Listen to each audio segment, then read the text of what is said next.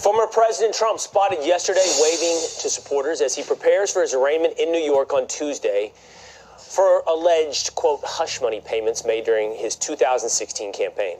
The Manhattan courthouse preparing for the unprecedented events this week as Trump supporters and harshest critics slam DA Alvin Bragg over the charges. Brooke Sigmund is here with us live with what we can expect. Brooke, what can we expect? Hey guys, good morning. That's right. Details of President Trump's arraignment Tuesday are now coming to light, and the whole thing should happen fairly quickly. Now, the former president is expected at the courthouse at 11 a.m. with the arraignment set for 2:15. It could be over as soon as 2:30 or 2:45, and the courthouse and nearby streets will be essentially locked down during that time due to strict security measures. Sources have told Fox News that this will all take place without handcuffs on the former president. Now, Trump was spotted giving the thumbs up to supporters who gathered outside Mar-a-Lago yesterday as his friends and foes say this indictment will only make him stronger. And former Attorney General Bill Barr agrees that support will help Trump, but could hurt other Republicans running for the White House in 2024. Listen. I think the impetus is really to help Trump get the nomination, focus the attention on him for 2 years, have this thing swirling around, plus whatever else comes, which I think will be damaging to whoever gets the nomination. Questions are still swirling over how information from that grand jury indictment made it to the media before the arraignment. Now, former NYPD Inspector Paul Morrow asking where that leak came from. Why is that known? That's a real felony. Under New York penal law, that is an e-felony to disclose the details of a grand jury investigation. The entire jury pool here is hearing, before the indictment comes out, about 34 counts, a very specific number. I want to know why Donald Trump doesn't seem to merit the same protection of his presumption of innocence. Meanwhile, Trump could face a gag order from a Manhattan judge after Tuesday, which could mean fines and jail time if he speaks out on the case after his arraignment. Guys. Oh, so they can leak whatever they want, but he can't talk about anything? If there's a gag order, yeah. If there's a gag order, got it. So he arrives at 11, but the arraignment's not till 2:15? Right. It's a lot of time.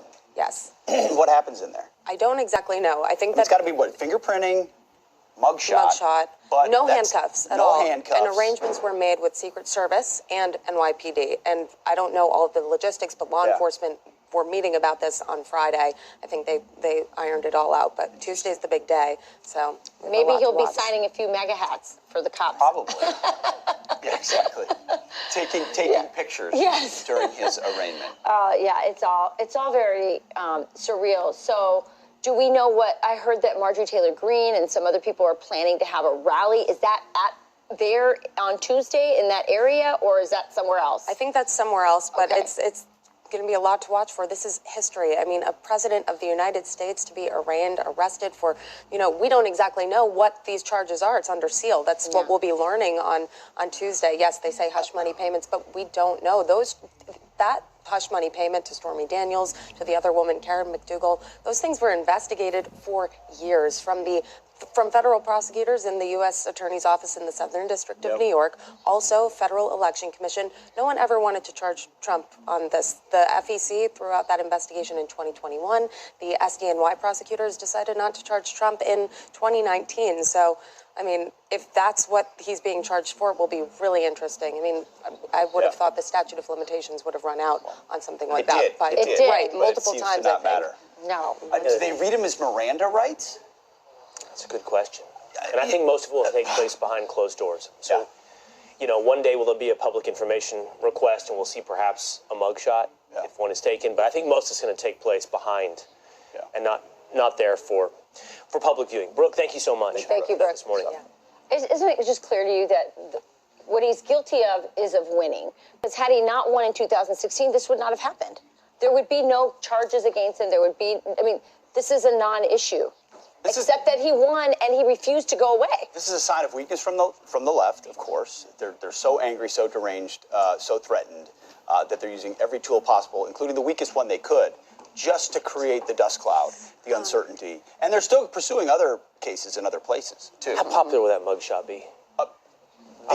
Probably the most popular photograph maybe in American history. The random, obviously no corollary, but like in popular culture, the Che Guevara T-shirt is a thing you see around, right? Oh, right. I mean, this is going to be a thing. Interesting. This is going to be like a cultural. I mean, The Trump administration's already said they're going to release mugshot shirts. yeah. I mean, and they should. It's going to be in dorm rooms.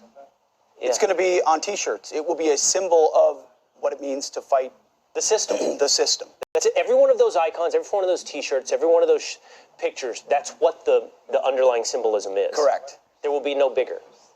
I agree. Yesterday, we had Eric Trump on, and here's what he had to say about the plans that his family and also the Trump campaign have. Listen. We go out there and we fight. That's what we've had to do since the moment he came down that escalator. We've done it as a family. We've been incredibly successful. Believe me, they wanted to get him out of office. They wanted to throw him behind bars. You saw that with this Russia hoax. I remember I was the guy that got the phone calls. Do you have secret servers connected to the Kremlin in the basement of Trump Tower? I start laughing. I go, first of all, we're like mainly cloud-based computing. Second of all, you don't keep servers in a basement because basements flood. Like, what kind of nonsense is this? But despite the lack of logic of all of this, they pursued that for 3 years. And guess what? We had to go out and fight. The problem with the Democrats is they always dig so deep that they end up finding themselves. And guys, that's exactly what's going to happen here. But Americans are sick and tired of a two-tiered system. Yeah, it's true. Yeah, that was Eric Trump yesterday. Then last night, Lawrence Jones on Cross Country hit the streets and wanted to hear from people here in New York, I believe is where he was, what people thought about Donald Trump's indictment. Is definitely not what it used to be, and you feel the impact, even in what used to be very safe neighborhoods. So they just decided to charge Donald Trump. Do you think it's going to make New York safer? Absolutely not. I really don't know why they're focusing more on Donald Trump when they should be focusing on the crime out here. This crime is very bad. New York is not going to change, because Donald Trump is in jail. If you do something wrong, regardless of your wealth or your position, you should be held accountable. The leaders in New York City care more about going after their political opponents than actually dealing with the issues in the city. Everybody's making it seem like, he might go to jail and stuff. But at the end of the day, we really got to focus on New York, on the people. That's interesting. Maybe it backfires on Bragg, you think, in this city? I mean, clearly he's doing it for political reasons. Absolutely. There's absolutely no doubt. Left and right acknowledge the fact that this doesn't get pursued. They don't focus on him. They don't upcharge everything. They don't bypass the statute of limitations. None of it happens unless it's Donald Trump, their most prominent political figure, whether they want it to benefit him in the primary or not. But all of it comes at the expense of regular people who should be protected and focused on. And instead, every single charge that's a big one gets downplayed by Bragg. But for Trump, it gets upgraded. 50% of every drunk driving charge is dropped in this city, and this is what they're doing.